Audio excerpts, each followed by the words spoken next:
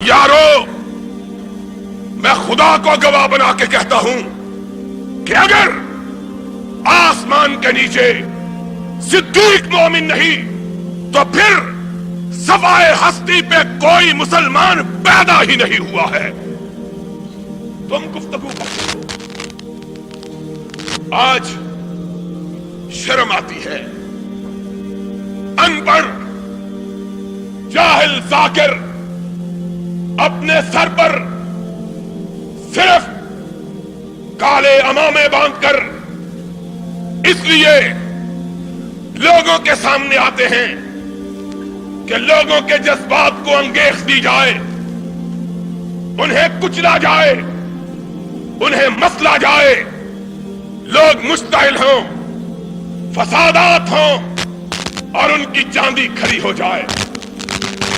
اتنی شرم کی بات میں کہتا ہوں، سب سے بڑا اس ملک میں آزادی اظہار کا قائل اور دائی اپنے اسٹیج سے کہتا ہوں، ہمارے نقطۂ نظر سے ہر شخص کو اپنے مذہب کے بیان کرنے کی آزادی ہونی چاہیے، لیکن مجھ سمیت کسی شخص کو اس بات کا حق حاصل نہ ہونا چاہیے کہ وہ کسی کے اکابر کو برا کہے، ان کو گالی دے، اور صرف کسی کے اکابر ہی کیوں نہیں، ان اکابر کو اور جن کی بڑائی کو تم نہیں مانتے نہ مانو، جن کی بڑائی کو محمد نے بھی مانا، محمد کے خدا نے بھی مانا ہے۔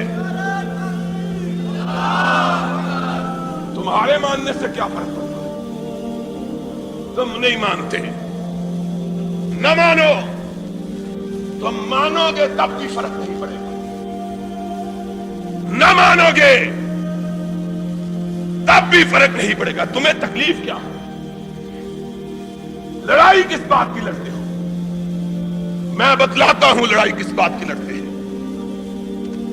لڑائی تذکرہ حسین کا، یاد حسین کی، ماتم حسین کا اور ذکر صدیق کا، فاروق کا۔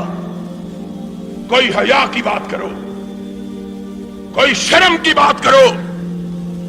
ہم نے ہمیشہ اس ملک میں امن و امان کی بات کی ہے، اس میں کوئی شبہ نہیں۔ کوئی دلیل سے بات کرنا چاہے آئے، ہم سے دلیل کے ساتھ بات کرے۔ صرف چار کالے بل دے کر آدمی عالم نہیں بن جاتا۔ جو ساری کائنات کے شیعہ علماء کو میرا چیلنج ہے، صرف سیالکوٹ کے ملانوں کو نہیں، ساری کائنات کے علماء کو میرا چیلنج، کوئی ماں کا لال آئے اور میرے ساتھ سامنے بیٹھ کے گفتگو کرے۔ اگر 3 منٹ اس مسئلے پہ گفتگو کر سکے کہ صدیق کو علی نے نہیں مانا تھا تو کعبے کے رب کی قسم ہے، میں محمد کے منبر پہ قدم رکھنا چھوڑ دوں گا۔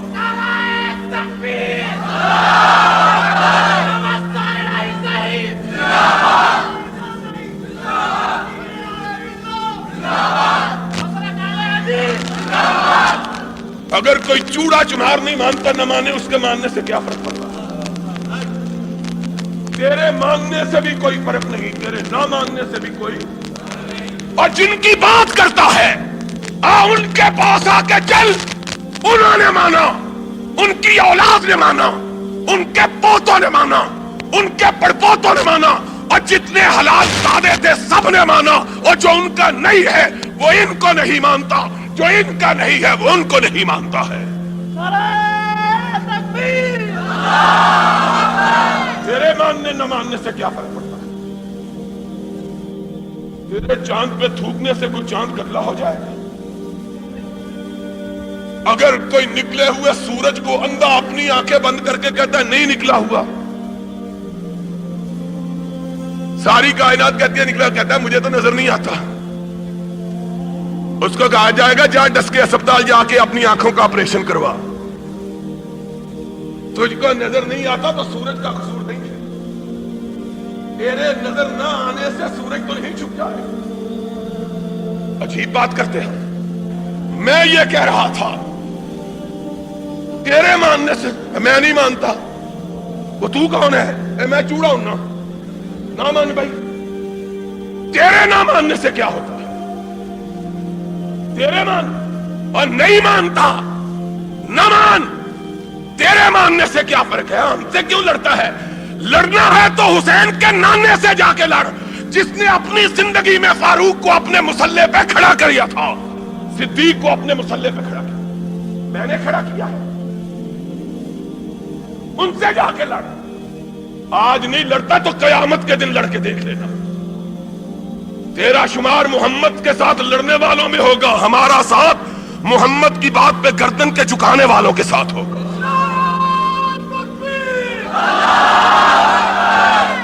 نہیں مانتا. تو کون ہوتا ہے نہیں مانتا؟ اور نہیں مانتا تو علی کو پوچھ اس نے کیوں مانا تھا. اور آج بات آئی ہے تو سن لو، یاد رکھنا بات کو. اور خدا کے فضل و کرم سے علماء کو مخاطب ہو کے کہتا ہوں کہ تم نے بھی یہ بات کبھی نہ سنی ہوگی. سن لو آج بات. نبی کی سنت کے 3 طریقے ہیں اس بات کے. سنت کہتے ہیں قولی سنت کو، نبی کے قول کو، نبی کے فعل کو، نبی کی تقریر کو. ایک بات نبی نے کہی وہ سنت ہے، کر کے دکھائی وہ سنت ہے. کسی کو کرتا ہوا دیکھ کے اس کو اس پہ ثابت رکھا وہ سنت ہے. آؤ اور میں تمہیں بتلاؤں. اور نبی نے ابو بکر کی امامت کو 3 سنتوں سے ثابت کیا ہے.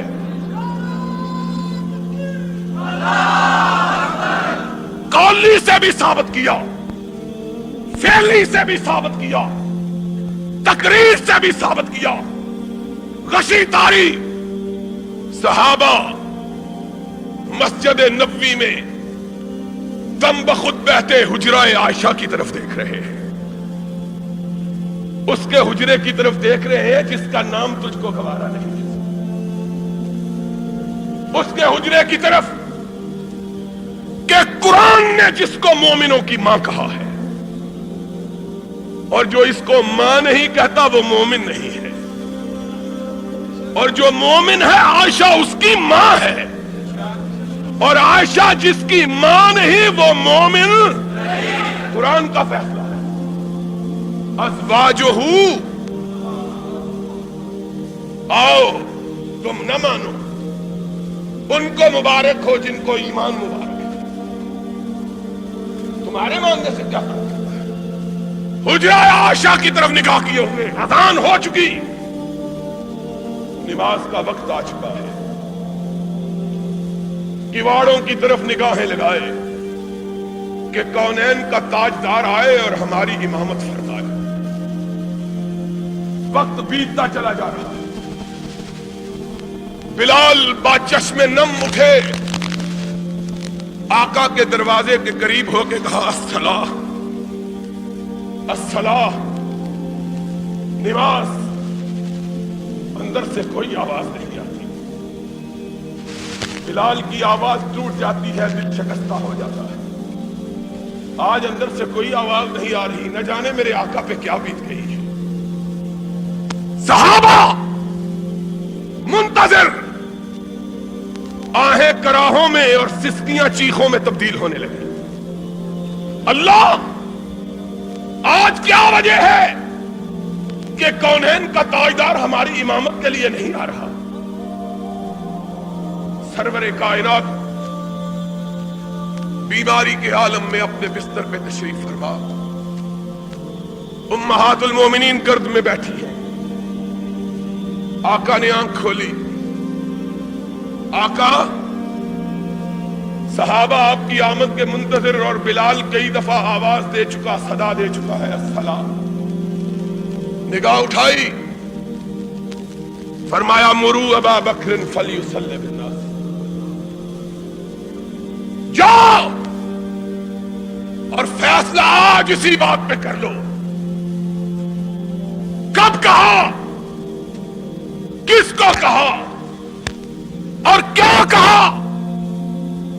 بنو ہاشم کے لوگ موجود ہیں، اپنے داماد موجود ہیں، اپنے چچا کے بیٹے موجود ہیں، عقیل موجود ہے، علی موجود ہے، ابن عباس موجود ہے، فضیل موجود ہے، اور تو اور رسول کا باپ موجود ہے، وہ باپ جس کے متعلق آقا کائنات نے کہا تھا ان عباس امی سن وہ ابھی، عباس میرا چچا ہی نہیں محمد کا باپ بھی ہے۔ اور وہ عباس جب جنگ بدر میں قیدی تھا اور قیدیوں کے ساتھ بنا ہوا تھا تو صحابہ کہتے ہیں ہم نے آقا کے خیمے پہ نگاہ ڈالی، دیکھا کہ آقا کے خیمے سے سسکیوں کی آواز آ رہی ہے۔ لوگ اجازت پا کے حضور میں حاضر ہوئے، یا رسول اللہ آپ اور آپ کی آنکھوں میں آنسو۔ فرمایا میرا چچا عباس قیدیوں میں بندھا ہوا ہے، محمد کو چین کیسے آ سکتا ہے؟ وہ چچا عباس ایمان لا چکا، اسلام قبول کر چکا اور سرور کائنات کے دست مبارک سے خلعت فاخرہ حاصل کر چکا۔ صرف چچا ہی نہیں، بنو ہاشم کا سردار بھی۔ اور کیا کہوں، تمہاری روایات کے مطابق حسن بھی موجود ہے، حسین بھی، لیکن امامت کے لیے میرے آقا تو نے پکارا تو کس کو پکارا؟ یہ سارے موجود، کہا مرو ابا بکر فلیصلی بالناس، جاؤ میرے چچا عباس کو کہو، میرے داماد علی کو کہو، میری دو بیٹیوں کے شوہر عثمان کو کہو، میرے لختے جگر حسن کو کہو، فاطمہ کے جگر گوشہ حسین کو کہو تم پیچھے کھڑے ہو جاؤ، عائشہ کا باپ آگے کھڑا ہو جائے۔ مرو ابا بکر فلیصلی بالناس، جاؤ ابو بکر کو کہو آگے کھڑا۔ اور کس کی مجال ہے کہ تم مارو؟ کوئی اعتراض کر کے دیکھے تو صحیح، وہ اعتراض کرنا تھا تو اس دن کرتے، کیوں نہیں کہا؟ آقا کس کو آگے کھڑے کر رہے ہو؟ کون بولے؟ کس کی مجال ہے کہ لفظ اٹھائی کرے؟ اور صدیقہ بولی، میں نے کہا کہ بولی نہیں، عرش والے نے بلوایا تاکہ بات پکی ہو جائے۔ کہا یا رسول اللہ کسی اور کو کہہ دیجئے۔ نگاہ اٹھائی، فرمایا لا ينبغي لقوم ان يكون فيهم ابو بکر ان يومهم غیرہ، ابو بکر کے ہوتے ہوئے کوئی دوسرا محمد کے مصلی پہ کھڑا ہونے کی جرات کر سکتا ہی نہیں ہے۔ مرو ابا بکر فلیصلی بالناس، جاؤ میرے صدیق کو کھڑا کرو۔ ہائے ہائے، تیسری مرتبہ پھر خدا نے کہلوایا، آقا کسی اور مسئلہ کس طرح پکا کر رہا ہے۔ کہا یا اللہ والمؤمنون الا ابا بکر، فرش والے بھی نہیں مانتے، عرش والا بھی نہیں مانتا۔ فرش والے عرش والا ماننے کو اکیلے ابو بکر کو مانے۔ جاؤ ابو بکر کو کہو میرے مصلی امامت پہ کھڑا ہو جاؤ۔ بلال نے تب دستک دی، اندر سے ارشاد ہوا جاؤ میرے صدیق کو میرے جیتے جی میرے مصلی پہ کھڑا کر دو۔ کہ آنے والے جب کوئی اعتراض کرے تو کسی اور پہ نہ کرے، محمد پہ کرے، تاکہ اپنا ناتا تو اس سے توڑ لے۔ اعتراض کرنا ہے تو اس پہ کرو۔ اور سنو، قومی سنت یہاں ثابت ہوئی، اور صدیق کی امامت کے لیے محمد کی تینوں سنتیں اکٹھی ہو گئی۔ کھڑے ہو گئے، ارشاد ہوا مجھ کو اٹھاؤ۔ آقا کیا بات ہے؟ فرمایا میں بنو ہاشم کو دیکھوں میرے ابو بکر کے پیچھے ہیں کہ نہیں ہیں، میں دیکھوں تو صحیح کہ پیچھے کون رہا ہے، کون ہے جس نے حکم سے سرتابی کی، کون جو میرے کھڑے ہوئے کو نہیں مانتا، جس کو میں نے آگے کیا ہے کون ہے جو اس کو پیچھے کرتا، دیکھوں تو صحیح۔ آقا کائنات اٹھائے گئے، حجرہ عائشہ سے قدم باہر رکھا، صفوں پہ نگاہ ڈالی، آسمان کی طرف رخ کیا، چہرہ گلنار ہو گیا۔ اللہ تیرا شکر، اپنے جیتے جیتے اپنی امت کو ایک امین کے سپرد کر کے جا رہا۔ باہر نکلے اور کونین کا تائیدار سچا نبی تھا۔ باہر نکلا، صحن مسجد خوشبو سے مہک اٹھا کہ محمد کریم آئے اور خوشبو نہ پھیلے۔ صحابہ نے خوشبو سونگھی، حدیث کے الفاظ کھنکارنا شروع کیا تاکہ ابو بکر کو پتا چل جائے کہ امام اعظم آ گئے ہیں، تاکہ صدیق کو پتا چل جائے کہ امام اعظم آ گئے، پیچھے ہٹ جائے۔ خوشبو صدیق نے بھی سون لی اور پیچھے ہٹنے لگے۔ کائنات کے امام نے کندھے پہ ہاتھ رکھ دیا، فرمایا جس کو محمد نے آگے کیا ہے وہ پیچھے نہیں ہٹ سکتا، جس کو محمد نے آگے کیا وہ پیچھے ہٹ سکتا۔ فعلی سنت سے بھی صدیق کی امامت کو ثابت کیا، اور پھر اس سے بھی آگے نماز جاری رکھو۔ محمد نے بھی اسی صف میں کھڑے ہو کے نماز کی نیت باندھ لی جس صف میں صدیق کھڑا تھا۔ تینوں سنتوں سے ثابت۔ اعتراض کرنا ہے تو محمد پہ کرو، ہم پہ اعتراض کیا کرتے ہو؟ ان پہ کرو جس نے آگے کیا ہے، یا ان تین اماموں پہ کرو جس نے آگے اس کو کھڑا کیا جانا مان لیا ہے۔ تین اماموں نے مانا، علی پیچھے کھڑے، حسین، اور بولو حسین، حسن، اور تمہارا عقیدہ یہ ہے کہ ان کی پشتوں میں باقی 9 بھی زندہ تھے۔ اگر باقی 9 بھی زندہ تھے تو 12 کے 12 جس کے پیچھے کھڑے ہیں، تمہیں اس کے پیچھے کھڑے ہوتے ہوئے کیا تکلیف ہوتی ہے؟ جس کے پیچھے 12 معصوم کھڑے، تمہیں اس کے پیچھے کھڑے ہونے میں کیا ہے؟ بات کیا کرتے؟